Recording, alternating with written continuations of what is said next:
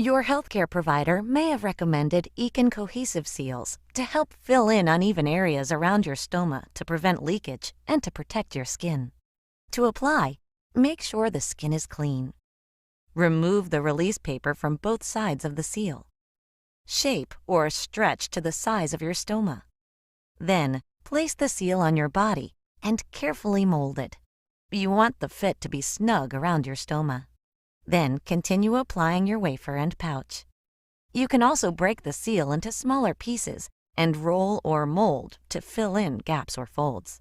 For additional skin protection, you can use a small amount of Stomahesive paste to fill the gaps between the wafer and your stoma.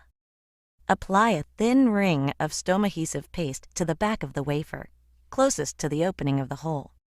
Do not spread the paste. Allow paste to sit for 1 minute, then continue applying your wafer and